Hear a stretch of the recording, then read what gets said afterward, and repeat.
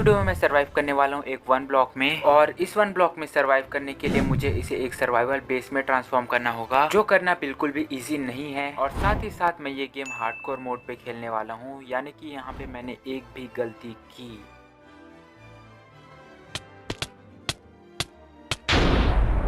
तो मेरा game over. तो क्या इस वर्ल्ड में हम अपना बेस बना सकते हैं, या फिर हम इस वर्ल्ड में कितने दिनों तक सरवाइव कर पाएंगे, ये जानने के लिए इस वीडियो को एंड तक देखना। और अगर तुम्हें ये वीडियो पसंद आती है तो इस वीडियो को एक लाइक जरूर करना।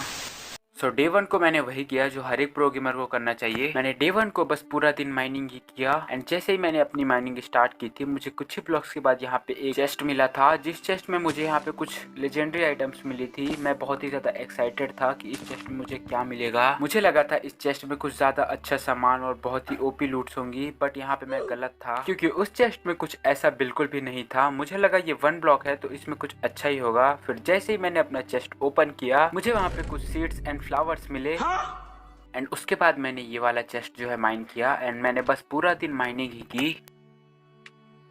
थोड़ी देर तक माइन करने के बाद मेरे वर्ल्ड में बारिश शुरू हो गई थी, और इससे डर में मुझे यहाँ पे बारिश होने के साथ ही साथ पता नहीं चल रहा था कि क्या यहाँ पे रात हो चुकी है। डे 1 पे मैंने इस चीज पे इतना ध्यान नहीं दिया, तो इसलिए मैंने यहाँ पे शेडर्स बिल्कुल भी चेंज नहीं किया। मैंने यहाँ पे एक पंपकिन लगाकर अपना एरिया एक्सपेंड करने का सोचा, तो मैंने यहाँ पे फटाफट अपना एरिया एक्सपेंड करना शुरू कर दिया।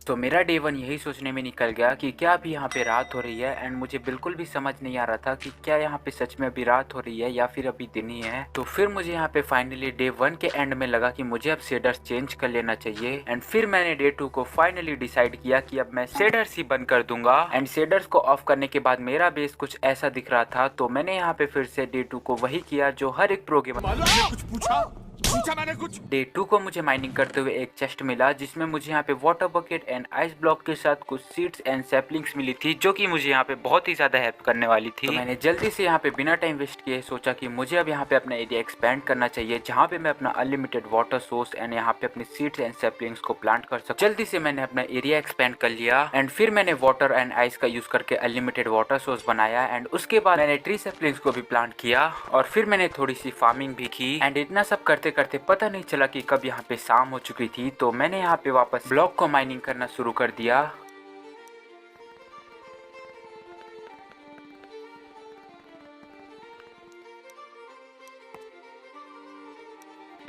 माइनिंग करते करते मुझे काफ़ी सारा कोल भी मिला था, जिससे मैंने सोचा कि मुझे यहाँ पे कुछ टॉर्चेस बना लेनी चाहिए, क्योंकि रात में यहाँ पे कोई मॉब भी स्पॉन हो सकता है। तो मैंने यहाँ पे काफ़ी सारी टॉर्चेस बनाई, एंड साथ ही एक बॉनफायर भी बना लिया, जिससे कि मुझे यहाँ पे काफ़ी ज़्यादा हेल्प मिल सके। तो फिर मैंने यहाँ पे बॉनफायर लगाया, और उसके बाद मैंने वापस से माइनिंग कंटिन्यू की। माइन करते करते मुझे अपने वर्ल्ड का पहला मॉब मिला, जो कि था एक शिप। एंड पता नहीं क्यों वो वाला पार्ट मेरे कैमरे में मेरा मतलब था रिकॉर्डर में रिकॉर्ड नहीं हुआ। एंड फिर थोड़ी देर बाद मैंने फिर से माइन किया, तो मुझे यहाँ पे अपने वर्ल्ड की दूसरी मॉब मिली, जो कि थी एक गाय। तो अब यहाँ पे मेरे पास 2 मॉब्स भी थे, तो मैंने यहाँ पे कुछ नहीं किया, मैंने वापस से माइनिंग कंटिन्यू की, क्योंकि मैं इनके साथ कुछ कर भी नहीं सकता। ए सब कुछ खाने को दो ना सब। पता नहीं मुझे ये काव कुछ ज्यादा ही अजीब लग रही है, क्योंकि मैं काफी टाइम से देख रहा हूँ ये इस शिप से बिल्कुल भी खुश नहीं है। एंड फिर थोड़ी ही देर बाद मुझे यहाँ पे रॉ मटन भी मिला, एंड साथ ही वुल भी, और मुझे यहाँ पे शिप भी दिखाई नहीं दे रहा था। छोटा मोटा गेम नहीं करने का। डे 3 तक मेरे पास 2 काव हो चुकी थी, और इन दोनों को इस प्लेटफॉर्म पे रखना बहुत ही ज्यादा मुश्किल था। तो मैंने सोचा कि इन दोनों के लिए मुझे एक अलग सा प्लेटफॉर्म बना देना चाहिए, जहाँ पे मैं सारे मॉब्स को रखूंगा। और फिर मैंने अपने सारे वुडन ब्लैंक्स लिए, एंड मॉब्स के लिए एक दूसरा प्लेटफॉर्म बनाना शुरू किया।